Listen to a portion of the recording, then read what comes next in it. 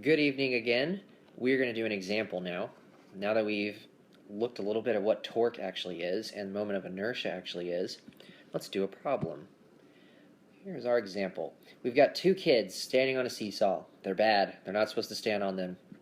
You're supposed to safely sit on them or whatever. But yeah, when I was a kid, I did this all the time and I turned out okay. So we got two kids standing on a seesaw, and they have the exact same mass and they're the same distance away from the middle. And we know that it's not going to rotate, but the question is why? Why is it not going to rotate? Well, we're going to answer that by using torque. Okay, so here we go. We looked before. If something is not accelerating, we know that the forces are all canceled out. So that means we have some that are positive and some that are negative. Well, in terms of torque, since we're looking at circles, instead of saying just positive and negative, we're thinking of counterclockwise and clockwise.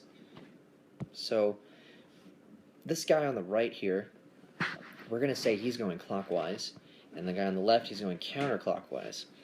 Let me give you a picture of where that wording comes from. Here is a clock, and if you think of what direction the minute and the seconds and the hour hands go, they go that way, and that is defined as clockwise. Well, if they go the other way, then that's opposite or counter, so that's counterclockwise. So we need to decide to make counterclockwise positive or clockwise positive. That is up to you. It doesn't really matter as long as you're consistent. And let's give them names. This is Gerald and this is Stephen. We're going to say that they're both the same mass. So they both have 50 kilograms of mass, and they're both 2 meters away from the middle. And the question we're trying to answer is, why don't they rotate? Why do they just sit there? Well, we're going to prove it.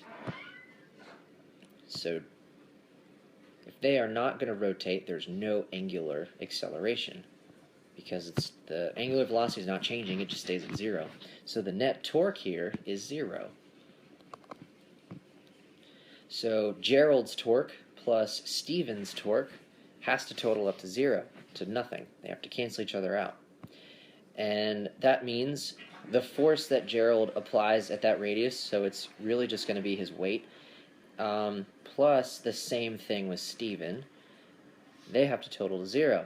Well, Gerald is clockwise and Stephen is counterclockwise, so that means one of them has to be negative. Let's just make clockwise positive, counterclockwise negative.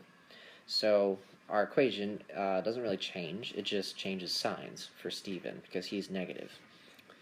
And the force that each of them are applying is just their weight, so it's just mg.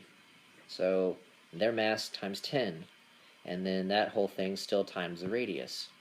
So both of them, plug it all in, it should equal 0. Well, we're not going to set it to 0, we're going to prove it. So if Gerald is 50 kilograms, then he weighs 500 newtons, and he's 2 meters away. So that means he's got a torque of 1,000 Newton meters.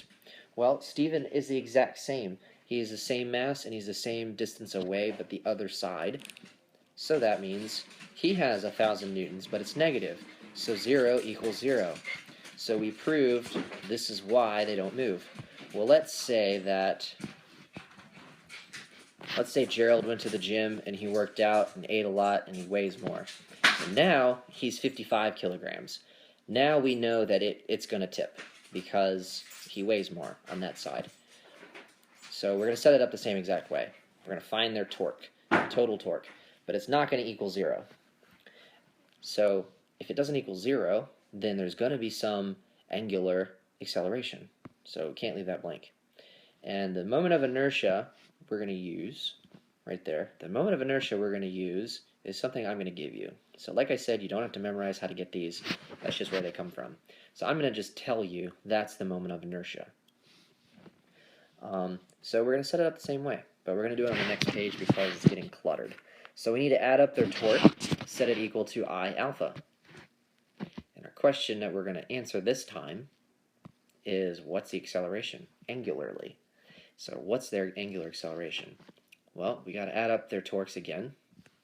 That's going to be exactly the same, except Gerald is going to have a slightly bigger mass. Set it equal to I alpha. All right, so we're on our way.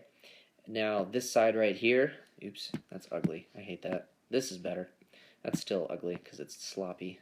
There we go. So this side right here, he weighs 550 newtons this time because his mass is more.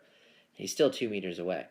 And then Steven hasn't changed. He's very consistent in his daily habits, so he hasn't gained any weight. And it's going to equal 133. Let's go back a little bit so you don't get too much. 133 is the moment of inertia. And then we just got to solve for alpha right there. So that's the only thing we got left. We have all these numbers and one unknown. We can solve that. So, excuse me. So I'm going to go ahead and let this play and then show you where everything came from. So this is going to be, oh, everything just got erased.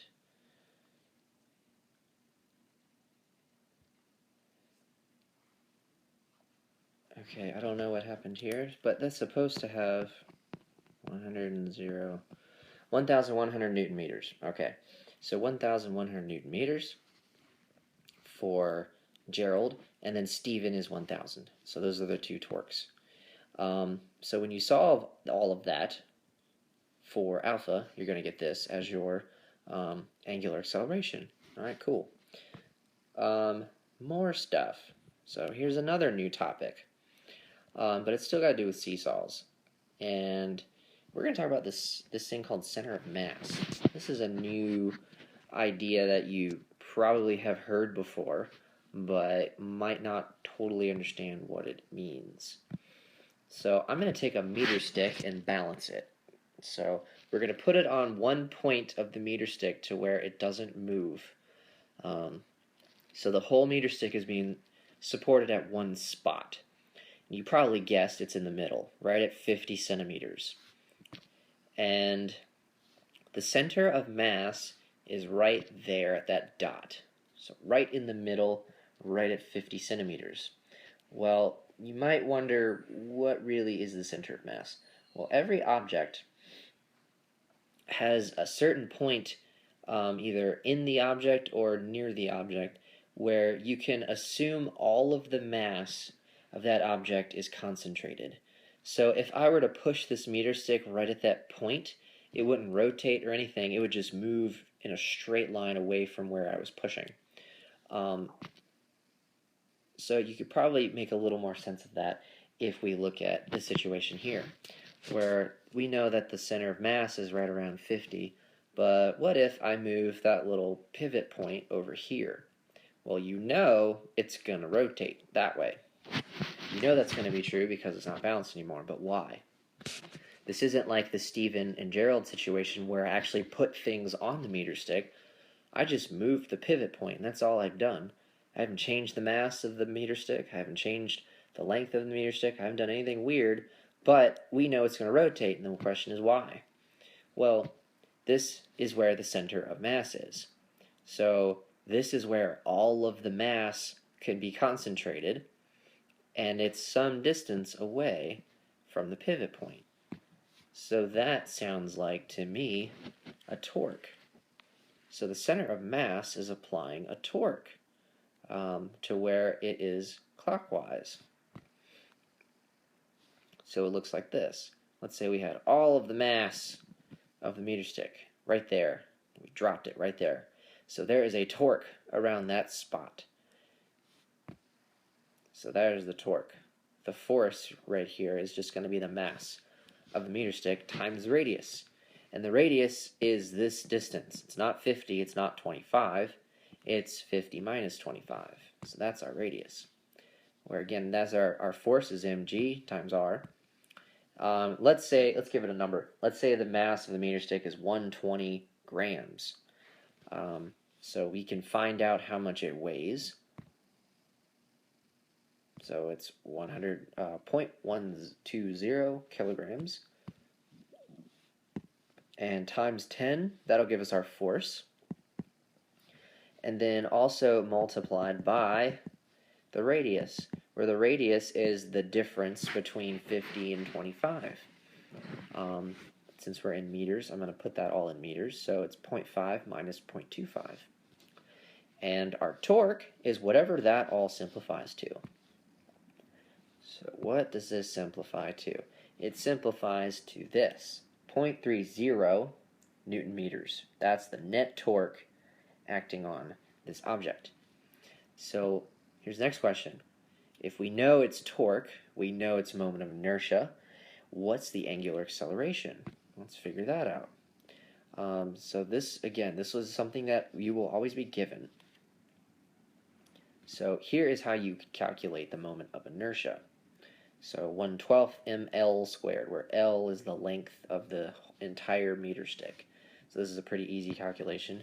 1/12 times 0.12 times 1 squared. All I did was plug everything in. And it gives us that. So that's our moment of inertia. Well, we have the torque and we have the moment of inertia. We can find the acceleration. So we have this, we have that, we want that.